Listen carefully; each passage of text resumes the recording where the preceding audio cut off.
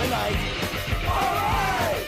We're gonna have a TV party, alright! Tonight! We've got nothing better to do than watch TV and have a couple of brews. Everybody's gonna hang out here tonight! Alright! We'll pass out on the couch. Alright! Tonight! We got nothing better to do than watch TV and have a couple of brews. Don't talk about anything else. We don't wanna know. We're dedicated to our favorite show. And tonight, our favorite show is Aquaman, the pilot, brought to you by the developers and creators of Smallville, Gough and Miles Millar, which they created for the WB, that's the WB television network, way back in 2006. Can you believe it? 12 years ago. I, of course, am your host, the mandated reporter, and frankly, I'm mortified, Mr. Mark Radulich. And this, obviously, is TV Party Tonight. And joining me to talk about the Aquaman TV pilot, there was no series, ladies and gentlemen. It was just a pilot, which for some odd reason, the WB didn't pick up. I guess, I don't even remember what was on the WB at the time, other than Smallville. But apparently they felt they had enough shows with what they had, and they decided not to go with Aquaman. But we're going to talk about it because we talked about The Trench this week on Source Material. We're doing all things aquatic here on the Radulich Broadcasting Network.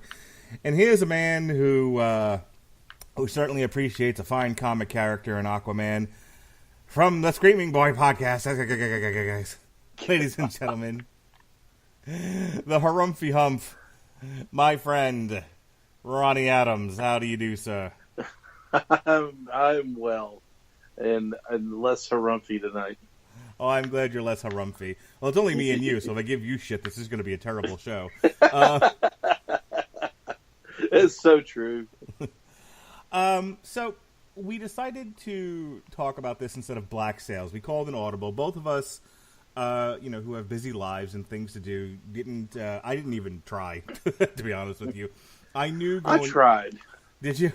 I spent all day out Saturday. I took my kid to basketball, and as soon as I got back from that, we went to lunch with my parents and some friends that were in town from New York, my parents' friends. And then we left the kids, and we immediately went to Orlando to go see the UFC. So I had no time to do jack shit Saturday. And then Sunday, before I would have started to watch Black Sails, I was trying to get caught up on the weekly TV that I don't get to watch because I do this shit. Right. This shit right here. So I said, okay, we'll have to do this another time, maybe, but let's do something else instead. And I have been very interested in this Aquaman TV pilot for a long time. As you know, Ronnie, I am the schedule.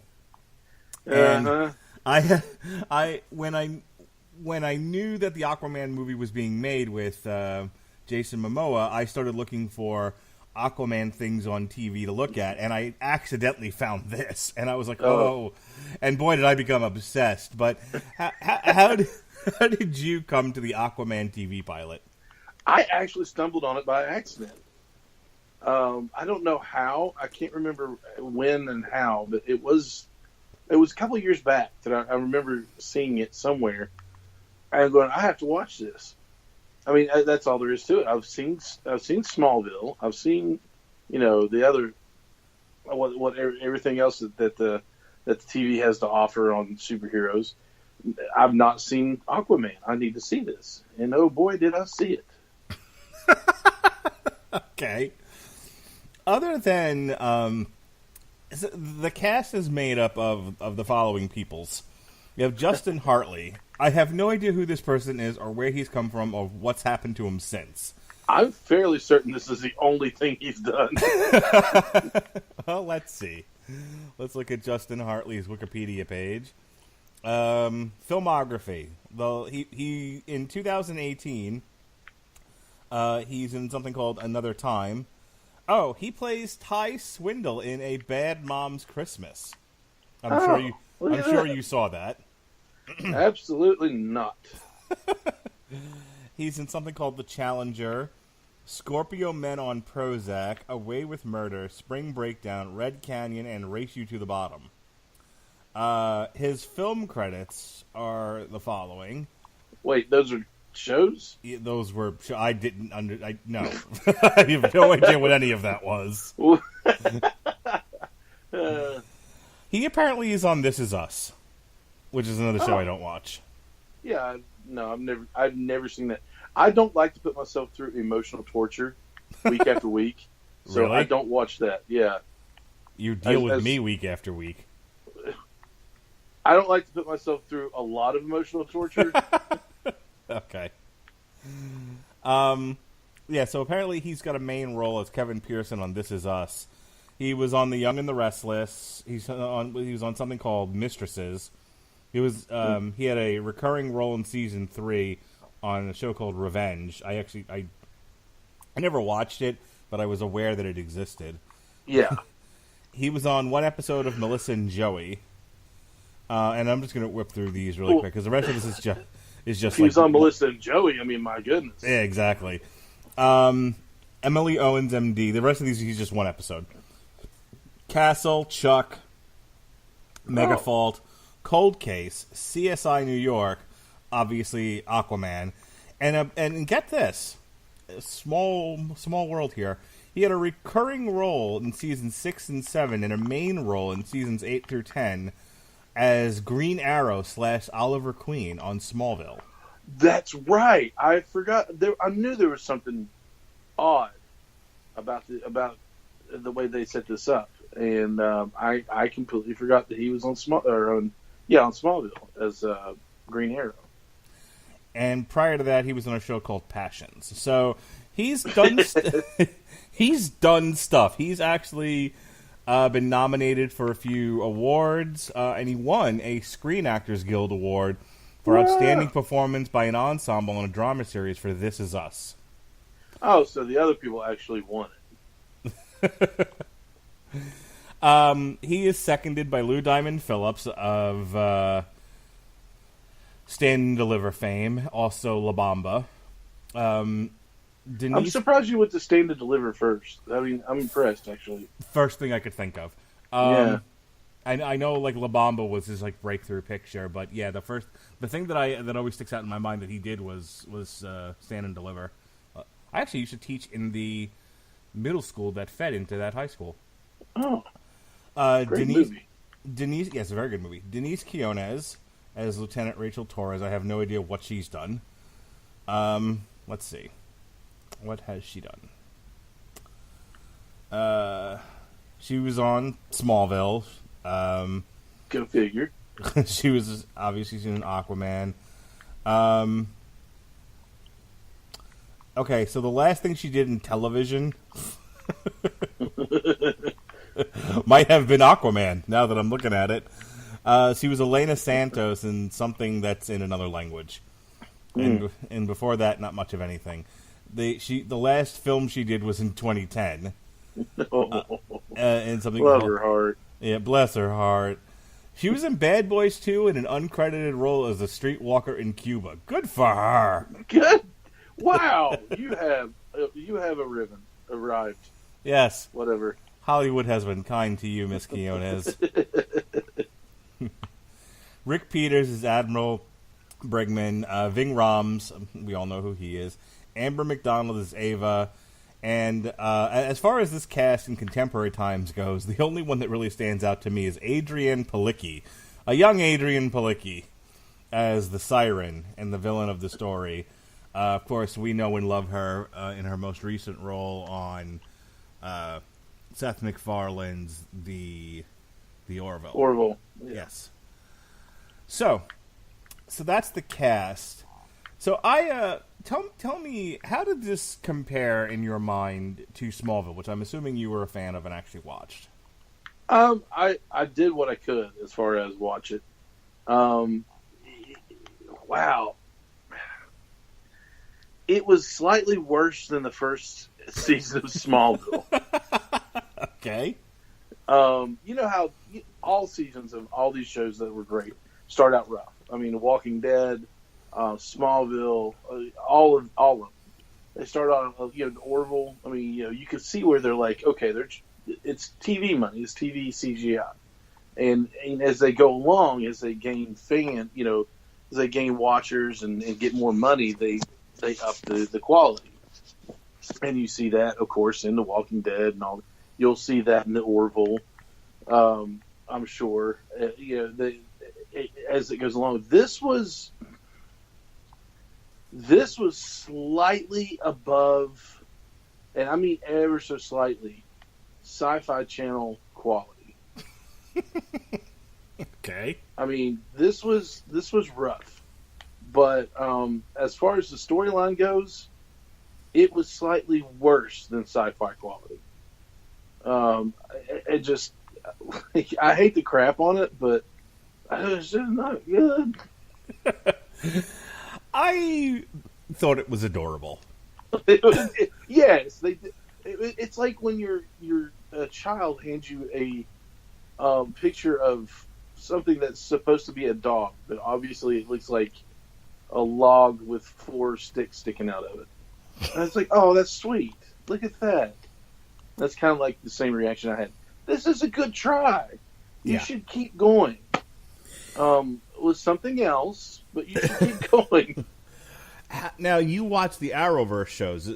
Let's go through them real quick. Arrow, just say yes, no. Yes. Flash. Yes. Legends of Tomorrow. Sometimes. Supergirl. Yes. Okay. How would you say this rates in... Let's compare apples to apples and oranges to oranges. How would you say the pilot of Aquaman compared to the pilots of any one of those 4 shows?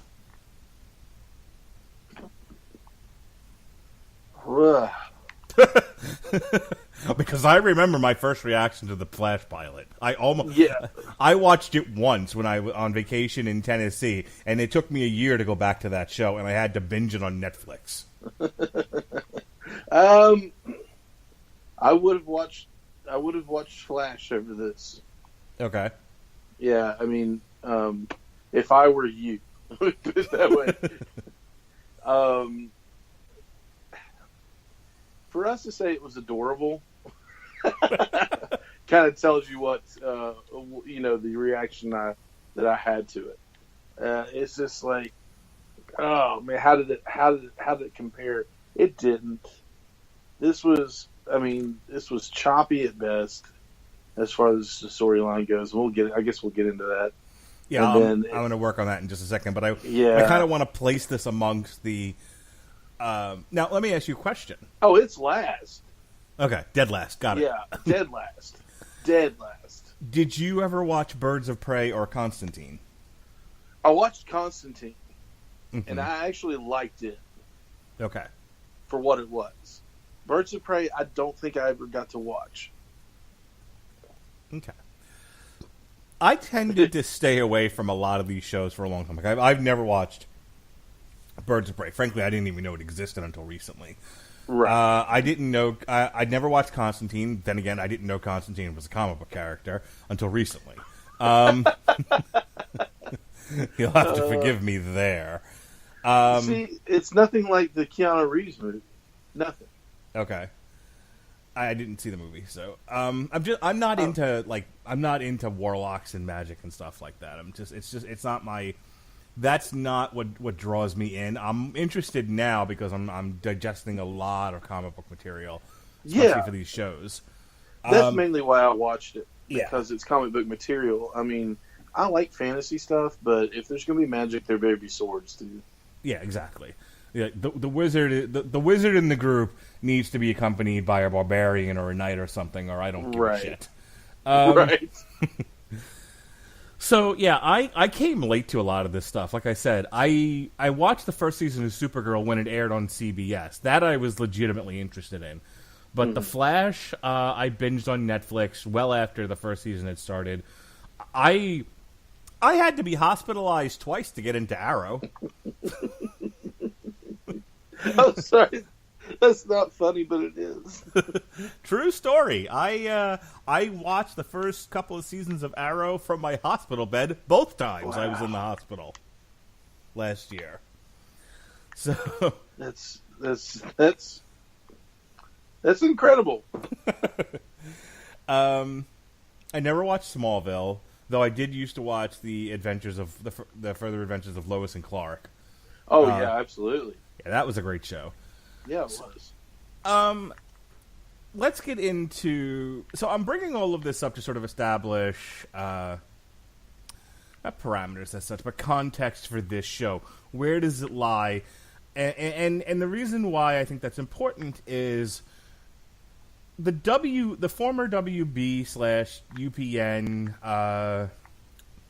type shows always had a bit of melodrama to them. You know, the superhero shows, the non-superhero shows, and just to give you an example, I did used to watch. I know I had a friend of mine who was in love with Dawson's Creek. He just thought Dawson's Creek was the best. Listen, there's nothing wrong with that. I don't want to wait too long to get over. Anyway, and so all of those shows that's what they specialized in. They specialized in sort of like teenager, early 20s, like melodrama. Yeah. And this show sits firmly in that category of like nighttime soap opera, melodrama type show. It just features a superhero. So I think going into it, after watching as much as I have of Arrow, which is like way big on melodrama, and ninja fighting. Yeah. Oh, Arrow and their ninjas. Yes. So all of these shows are super big on melodrama. So I think going into this, the bar for me was, I'm going to use the word low, but that's not to say that I didn't think it was going to be good. I just knew what I was getting myself into. This wasn't going to be Man of Steel. Right. This isn't going to be the forthcoming Aquabro that we're getting in December. When these shows come out on certain stations, like when Riverdale came out, I was staunchly against it because it's not the Archie that I grew up on, whatever. But I watched it, and I am a sucker, and I will admit, as terrible as it is, I'm a sucker for these melodramas that they have on there. I was, it was a weekly, daily tradition to watch Dawson's Creek right before I went to class in college, Mm-hmm. and I loved Riverdale. I love Friday Night Lights. I like all this stuff, just because it's so ridiculous that these high schoolers are going through all of this at the age of 16 and 17. It's no. I'm sorry. I don't know if that really happens. I don't. I would like to think it doesn't. And I don't think it does, but it's just they're so ridiculous and they're so addictive. They're a guilty pleasure. I hate using that term, but it's true. So that's why I was, when I found this, I was kind of a CW or WB or whatever you want to call it show, and I was like, oh, well, this is going to be amazing. And that's what drew me to it. Mm-hmm. Let's get into the plot really quick. It starts with our titular hero as a child. Here's his origin story. Him and his mom are flying over the Bermuda Triangle. As they get closer, his mother's necklace begins to glow, and a surge of light and energy erupts from the ocean, which causes a cyclone, and it brings the plane down. She's kidnapped by a siren. Sirens, evil mermaids, that sort of thing. But she gives Arthur her seahorse necklace. Giant seahorse, no. He gives her the seahorse necklace, calls him Orin, and then we fast forward to 10 years later. We see Lem. Did you ever watch The Shield? That was Lem who arrested him. Really? Yes. I can't remember if I've seen this. No, not much of the Shield at all. Okay, well, good old Lemonhead shows up and arrests Arthur for releasing dolphins from a marine park. Lou Diamond Phillips, who plays his adoptive father, bails him out of jail, and we have, and it's the you're a slacker with a heart of gold. You could, you're with wasted potential. That's his character in a nutshell. We then the whole thing here, the whole beginning is just introducing us to all the characters here. We meet Eva, who is his partner in the dive shop and bar that they own. We meet Ving Rhames, who comes to the bar and gives a cryptic warning to Arthur about his destiny. Then we meet Torres, who is a pilot, and she flies over the Bermuda Triangle, where Arthur happens to be swimming, and we get to see some of his superpowers at work. He, swims like Superman and Man of Steel flies, just does that sonic boom thing. Light comes out of the water, knocks her jet out of the sky. He saves her and brings her to the hospital. Along the way, we have another Atlantean who shows up and tries to warn Arthur that they are coming. He, of course, is then murdered by the Siren, who is Adrian Palicki. Adrian Palicki comes on to Arthur. She tries to take him for a swim and then take him for a drown. Arthur is then saved by Ving Rhames, who reveals that he too is an Atlantean, and he is there as the sort of godfather, protector of Arthur. And we start to learn a little bit about who Arthur is and what Arthur is, and yes, he is the crowned Prince of Atlantis, the city under the sea.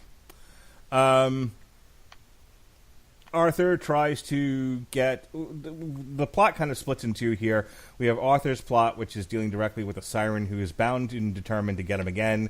She ends up killing the messenger from Atlantis. The other part of the plot here is we have an agent who is investigating these Atlanteans, and it turns out Torres is one of them, whether she realizes it or not.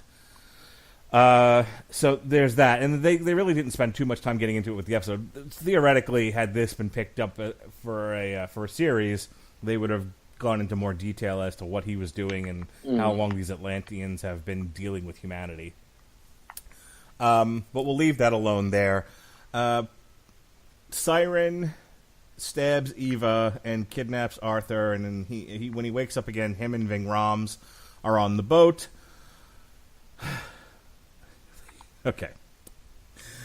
Apparently, in order to activate Arthur's powers, he has to splash himself with a bit of water. I'm sorry. Arthur got to get wet, see? And then he has super strength. Ving Rhames tells him to run, save himself. He'll deal with the Siren, but Arthur won't do that because he's our hero. And between him and Ving Rhames, they managed to put a harpoon right between Siren's eyes, and she blinks out of existence. He goes back to the surface. Ving Rhames hands him a copy of Henry IV, Part 1 and 2, and says, "This is the beginning of your training, Luke." And that's where our story ends for the day. And I just want to read this really quick and get your reaction to it. Ideas for future episodes focused on environmental threats such as ocean polluters and evil oil companies. The first 13 episodes already planned out with a possible story arc involving McCaffrey being captured and taken back to Atlantis. Stories regarding mythology were set to play a small role in later episodes. Gough and Millar chose to go with a more classic version from the comics of Aquaman's mythology. Gough said, "Unlike Superman, there really isn't a set core mythology for Arthur Curry. There are a couple of different versions of it. We went with the most classic one." All right. Let me give you my, other than it's cute, my reaction to this, and then we can kind of kick it around a little bit. This is going to be a short TV party tonight because we're only talking about one episode, and why beat it to death? I thought it was fine. I mean, is this The Wire? No, but it wasn't meant to be. Oh, you and The Wire. This isn't even Game of Thrones. This is not supposed to be high acting. This is teen melodrama. This is supposed to get a younger age group, the lead is very attractive. Very attractive dude. I'm not sorry. going I'm laughing because I just got the message you sent me on Messenger. Nice. But I mean, I'm really and here's what I want to say about this. I'm really sad this didn't get picked up. I wanted to see where this was going, and I thought it was a really good first. Okay, really good might be overblowing it. I thought it was a reasonable first effort for a teen melodrama about a superhero who talks to fish. Mm-hmm. I thought it looks gorgeous. The shooting in the Keys and everything. Yeah, I mean, it was a beautiful setting where they were, where they went. Yeah, there was a show that I binge watched on Amazon. I want to say it was like the Keys or something like that. I honestly don't remember, but it was about a cop in in South Florida, like around the I want to say around the swamp area, and he would invest. He was like a marshal or a state trooper or something like that, and he would investigate these murders. And he always had like an odd way of doing it. It was always like him and the forensic doctor, and then I can't remember who the other cast members were. But I believe it or not, and after that wonderful description, I actually really enjoyed the show. And it just kind of they left it like a cliffhanger ending. And then the show got canceled, so we never found out who shot the lead. The point that I was getting at is one of the reasons why I like the show so much. I enjoyed the setting. Florida, for all its faults, can be very pretty. So yeah, I enjoyed the setting of the Keys, the Florida Keys. I enjoyed the bar setting. Mm-hmm. We have a very attractive lead. We had very attractive female leads, and I thought, this had all the elements of a fairly decent show. And again, and this is why I started the conversation with all of these other shows around it. When you consider that Birds of Prey got an entire season, and Constantine got a season, and Smallville got 100 seasons, and we're into 6 seasons of Arrow. Yeah. It's weird that this is the one where they were like, nope, fuck this show. Well, I have some reasons why they probably said no to the show. The plot okay. Obviously, Arthur doesn't know who he is or where he came from. But he can swim 25 miles off the coast of Florida.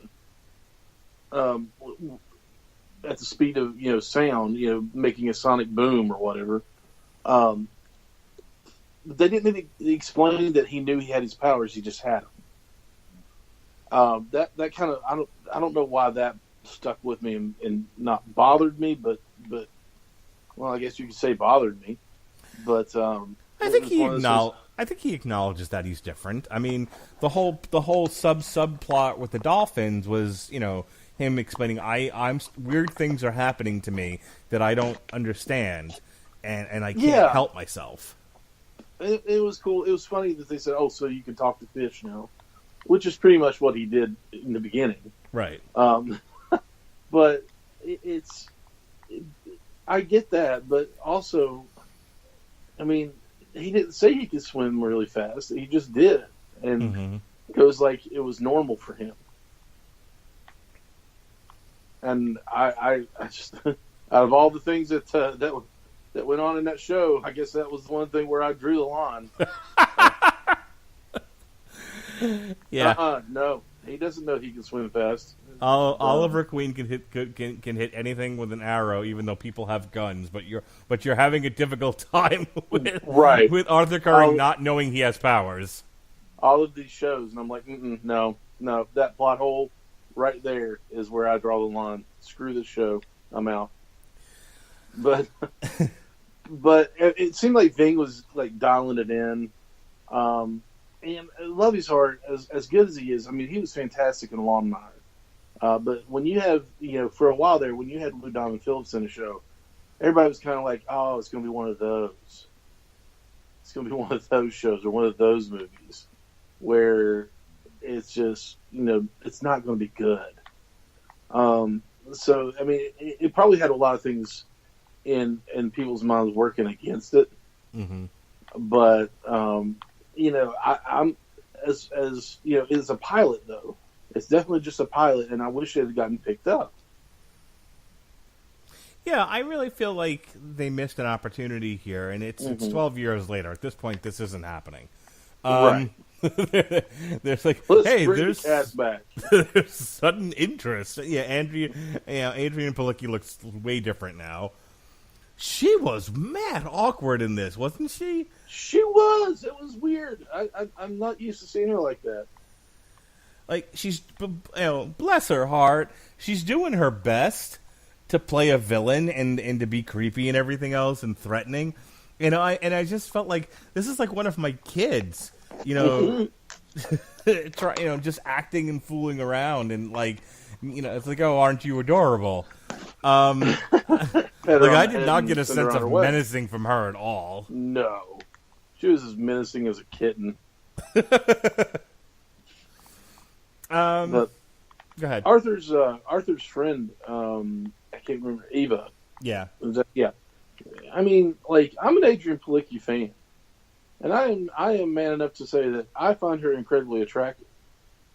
But that girl is giving her a run for her money in this show. Yeah, she was okay. She had a nice body on her. I mean, all the women in the show were attractive. They don't put ugly women in these shows. No, that's true. It's very true. Like, it's 9s and 10s or nothing. Even the mom was hotsy totsy. Let's bring that 4 in. We need somebody to fill in this bar stool. Yeah, exactly. The men can look like Ving Rhames, but the women are all models. Yeah, exactly. Oh, Ving. The best thing you've done recently is going to be the remake of Dawn of the Dead. Yeah, I wish they had done more with this. I think it deserved at least one season. Now, I've been doing some research on this, and I have not found a legitimate explanation for why they were like, nope, pass on this one.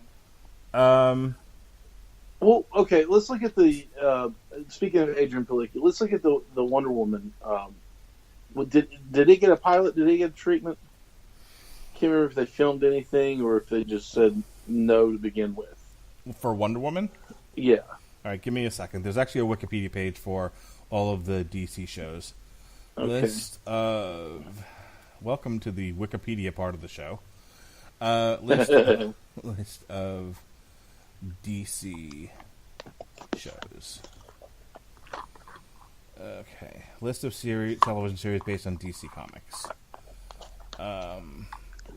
There's a Wonder Woman in the 70s. That'll be the one with Linda Carter. Mm-hmm. What are you referring to exactly? Oh, Wonder Woman on NBC. 2011, unaired, not ordered to series. Okay, so it was unaired pilot. Yeah. Not ordered to a series.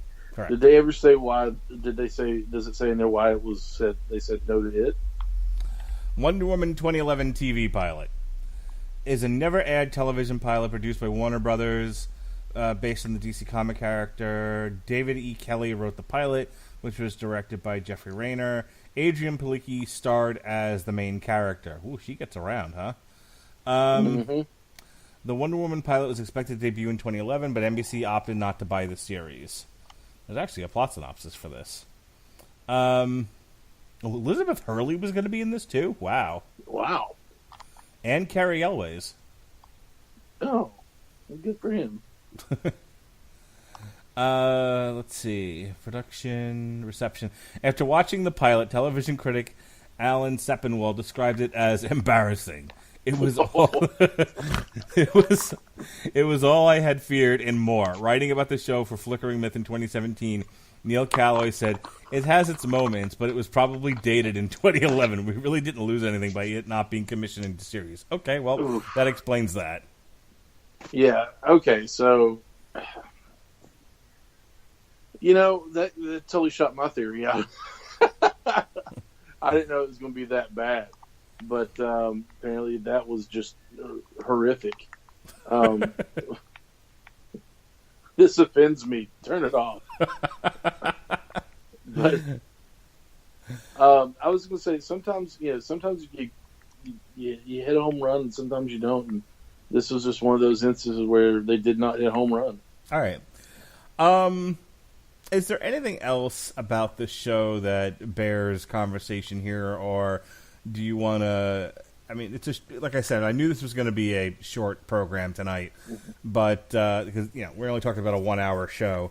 But is there anything else about it that you want to get into? I'm just curious as to where it would have fit in the whole Smallville mythology. They had a Aquaman on Smallville that I can remember, and then Aquaman in the pilot came back to play Green Arrow. But I'm just wondering where it would have fit in.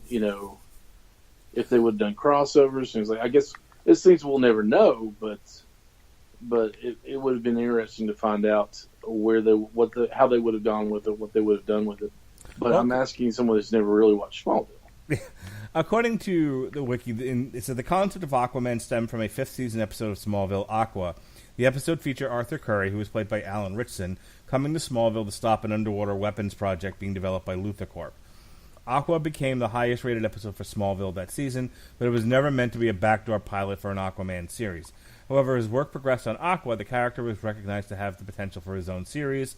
Miles Millar and Alfred Gough, the creators of Smallville, also considered a series featuring Lois Lane, but felt more confident about Aquaman. Millar said, Aquaman was the first idea where we really thought we had a franchise where we could see 100 episodes.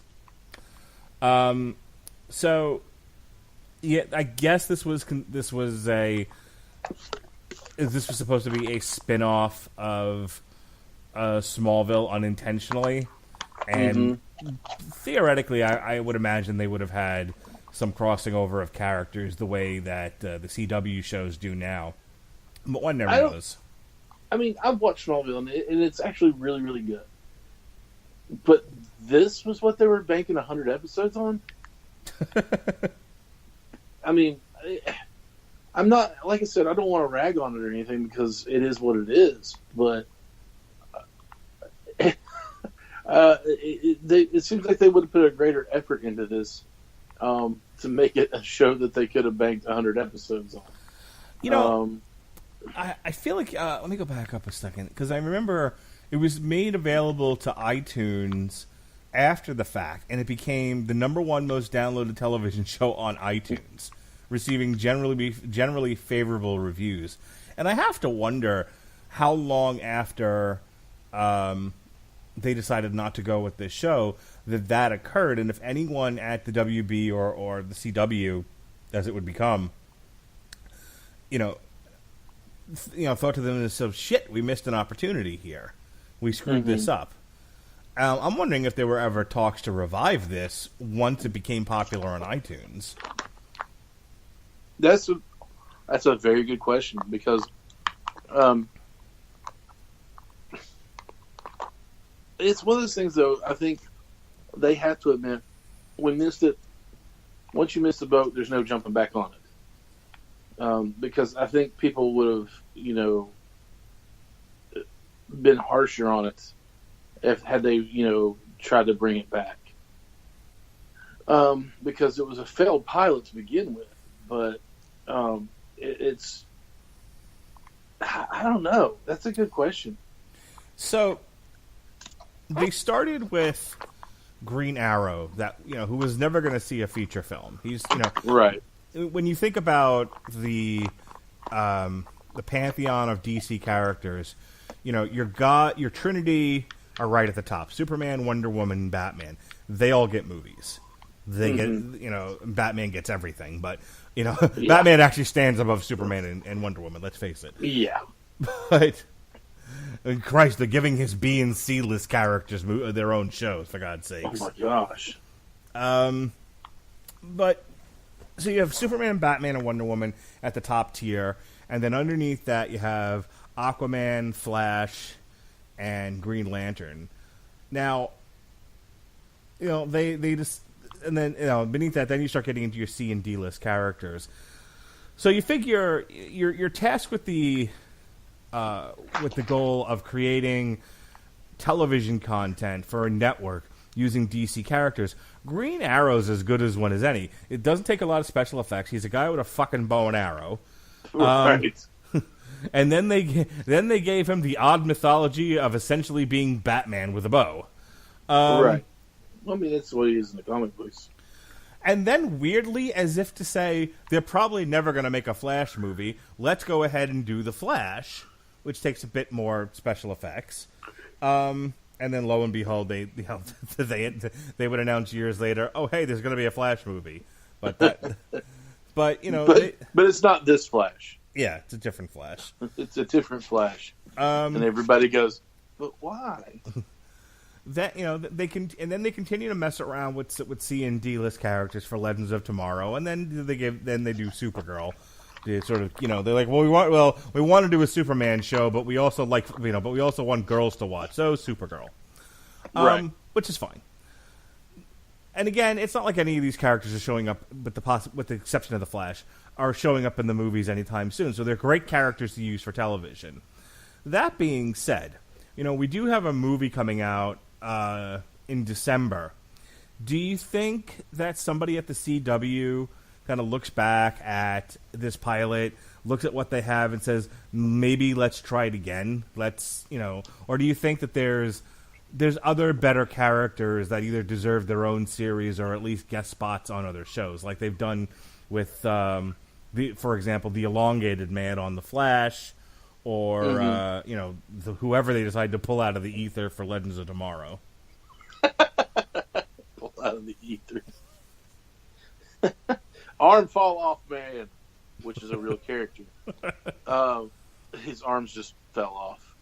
And he pulled it off and he would beat you with it. That's the whole thing. Okay.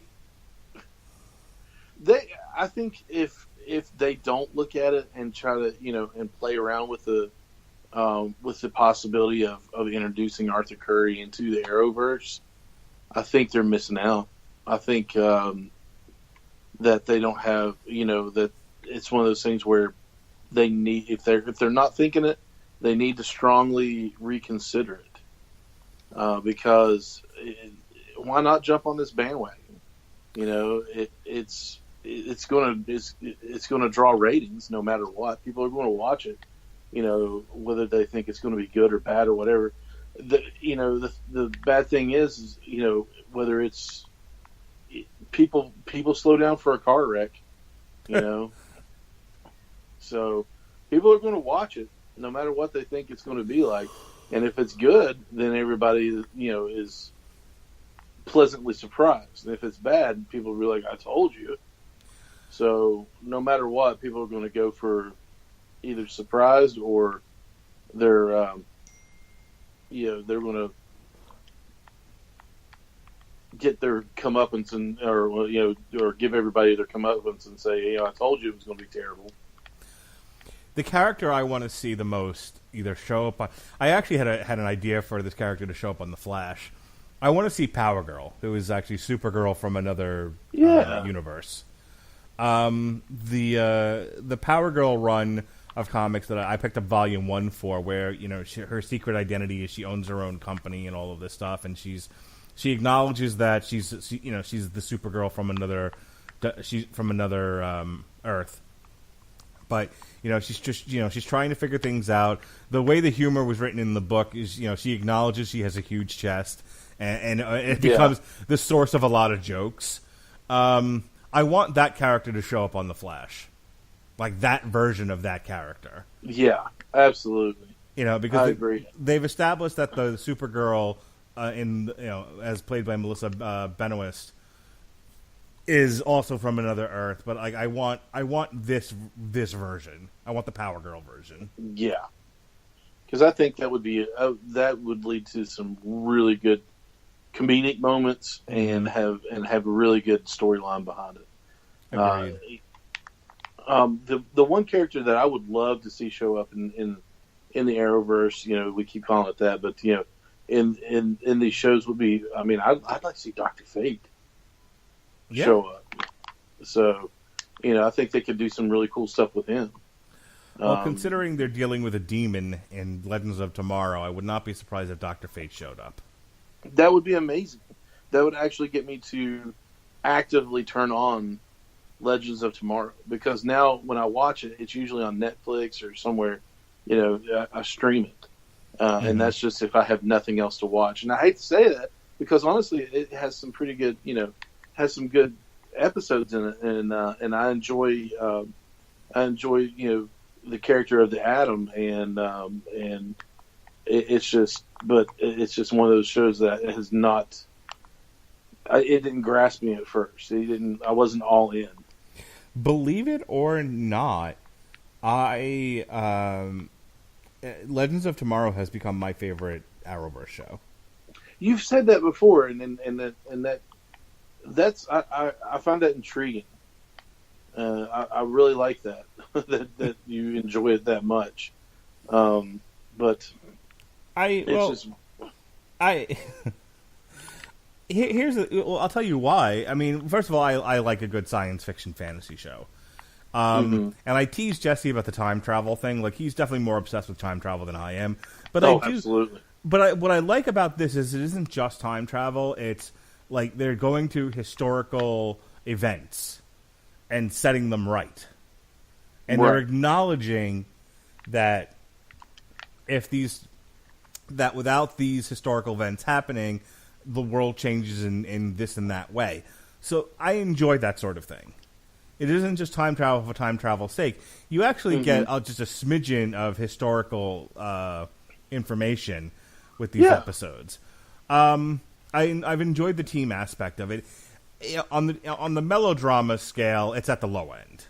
Yeah, it definitely.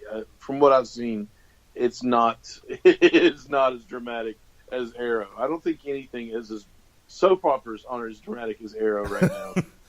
Yeah, every season he is just burdened. And then even the Flash, I was really a little soap opera.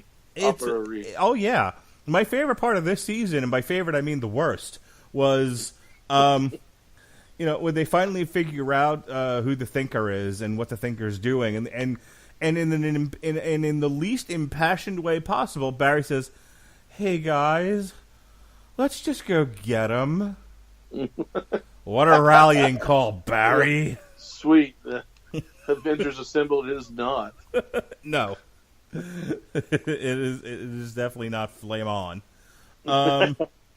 It's clobbering time. It's clobbering time. I guess. You have to get up. All right. Put my pants on for this. I throw my hair back and forth. All right. So that's really all I have to say about Aquaman. It was a fun show to watch. I'm glad we got a chance to talk about it. They're definitely missing out on some of the. I mean, Aquaman in his own right is a pretty troubled character, and they're missing out on some drama there. Mm-hmm. Dealing with his wife and his loss of they could even go into the loss of his hand. I mean, my goodness, there's so much they could do with it. Were you a fan of the Aquaman comic? Some of it I was, yeah. Okay. I'm gonna finish up the New 52 run of Aquaman, Green Lantern, and Harley Quinn. I mean, there's only so much I can buy, but I've kind of focused on those characters. And probably the problem is I started with the rebirth Batman run before I realized, or before I was told that the New 52 leads into Rebirth. So eventually I'll go back and read the New 52 Batmans, but before I got into any Rebirth, for any other character, I wanted to make sure and Supergirl. I want to knock out these New 52 volumes, and then I'll start picking up the Rebirth trades. So yeah, I was never a huge fan of Aquaman, but I'm starting to become a huge fan, and I'm definitely willing to read the books. Yeah, the same here. Because they've done so much to flesh the character out. It's hard to not want to read more about it. Indeed. All right, what do you got going on? That's Great Movie Boy podcast. Here in the next couple of days. Well, you're not listening to this live, but it should be up by now. We just recently recorded an episode, and it is entitled not that. It's titled "Let's Go to the Arcade," where we talked about our experiences with the arcade and how much we loved it back in the day. As quarter hungry as those machines were, there was just something about them that didn't that the consoles of the time couldn't live up to. We talked about Dig Dug, we talked about Double Dragon, we talked about the guiltiest of them all, the quarter hungry, the quarter monster, Dragon's Lair. So we had a good time. Jesse regaled us with some tales of the time that he managed an arcade. So the rise and the fall of the arcade as we know it. You got to get Jesse to upload it to the Radulich Broadcasting Network now on Spreaker, because I have not heard this thing yet, and I want to listen to it. It's a lot of fun. We just talked about we actually had it was Jesse and I, and we had one totally 80s Pat Mullen was on, so that was a lot of fun, and Josh Galandros was on there with us.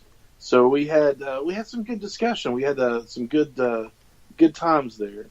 We also did not too long before that an episode called "The Empire Strikes Out," where Jesse and I talked about The Last Jedi and why people hate it so much. Well, those people are wrong. Exactly. That's the conclusion that we come to. Spoiler alert: that they're wrong, and we'll tell you why.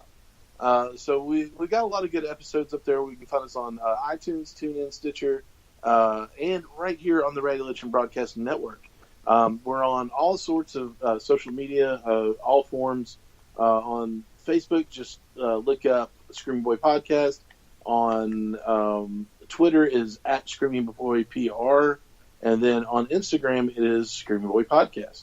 Every time you say Instagram, I just want to go on the Instagram. On the Instagram, Ivan.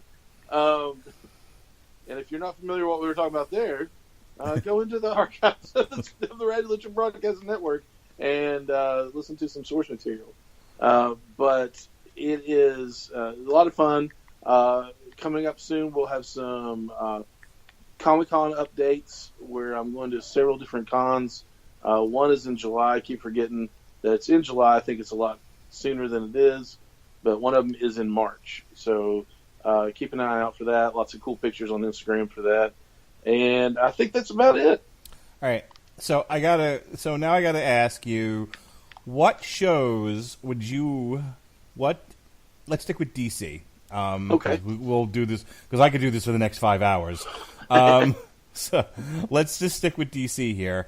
Assuming we can find these things on a streaming service of some kind, and I say this with the idea that there's going to be a DC streaming service later this year, where the crown jewel of it will be the brand new for 2018 shot Titan series, which will be which I'm sure we'll cover.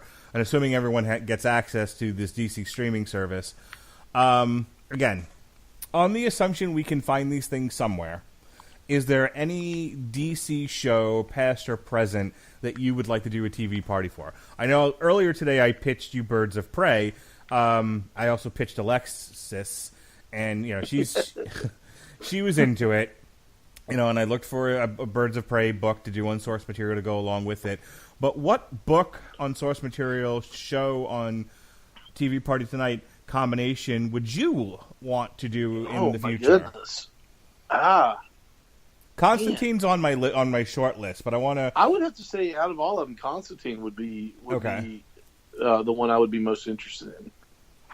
Well, that's an easy one. That's only one season, so we can do a Constantine book and a Constantine the show that was on. I guess it was on NBC. Constantine books are pretty dark too, though. It's okay. So we'll have to plan that for a TV party. Is there anything else that you're, please don't say Smallville. Is there anything else? Go ahead. We'd have to choose a season for that. We'd start with one, but is there anything else, past or present, that you were like, Mark, you need to do a TV party on this show. I am passionate about this show, and we need to talk about it. Smallville. Okay. No. I'm not sure, to be honest with you, on all the. I mean, have you done one on Legends of Tomorrow yet? I think you have. We actually haven't, but when this season of Legends of Tomorrow finally concludes, we're going to do a TV party on it. I would kind of like to do Legends, Okay. because and if we could, with that, maybe do a JSA book. We can definitely do a JSA book in the future. We can't do it that week because the day that we would be doing a book, we're actually doing that TV party. Okay. I have that scheduled for a Monday, and I'm giving source material the week off. Gotcha. But yeah, you're more than welcome to join us, and I'll give you the date for the Legends of Tomorrow Season 3 TV party. Constantine, yes. Birds of Prey, not particularly. Smallville, yes. Supergirl. Okay. Not this year, maybe next year. Maybe in 2030. Definitely, I'm also doing Arrow this year when that ends. Okay. I can actually do Arrow too. Okay. Good. I'll have you and Sean. That'll be fun. Any interest in Preacher or Lucifer or Powerless? Any of those? Not so much Preacher or Lucifer, because not a huge fan of either one of those books. Don't get me wrong. Preacher was one of those ones that it's a once in a lifetime, life changing book by Garth Ennis, but it's just one of those ones where I kind of just petered off on reading it. But not familiar with Lucifer. Okay. So yeah. All right. So we got a definite on Constantine, Smallville, and Supergirl, right? Mm-hmm. Yes. And then you'll for sure going to be on Legends of Tomorrow and Green Arrow. Okay. As for what's going on the Radulich and Broadcasting Network, now that we've done some scheduling, my favorite thing, tomorrow night on the Metal Hammer of Doom, the 28th of February, we'll be doing Rumahoy, the Triumph of Piracy. Next week, or depending on whenever you're listening to this, the 5th, the 6th, the 7th, and the 8th, we got 4 shows in a row. We got source material, Mockingbird Volume 2, My Feminist Agenda, Calm Down Neckbeards. Featuring Alexis Haina of Honeysuckle Rose Creations. We got a Damn You Hollywood for the remake of Death Wish. Andrew for the Metal Hammer of Doom. We've got. You're right over there? Yeah, it's this microphone's messing up a little bit. Sorry about that. We got Andrew W.K. What's the name of this album? It doesn't matter. It's Andrew W.K. It's going to be a good time. Indeed, the man does enjoy his party music. Hang on. His lyrics are actually pretty deep. You're not alone. Party. That's the name of the album. Party. Yes, and for those who like to party, we party hard.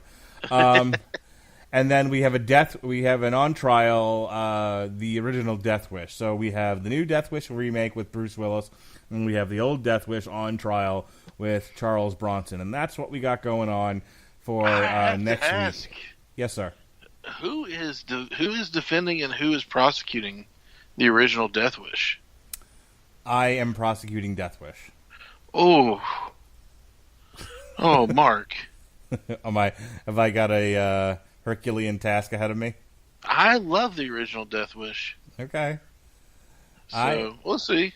The whole fun of that show is being able to pick apart people's sacred cows. So, so we'll see what happens. All right, Ronnie Adams, always a pleasure. I know I give you a more than a heaping helping of garbage. It's thick. Unsourced material, but you're a good sport, Charlie Brown. I know. You are as well. And we'll be back again next week for Ronnie Adams of the Screaming Boy podcast here on the Radulich and Broadcasting Network on Spreaker. This has been TV Party Tonight. Be well, be safe, and behave.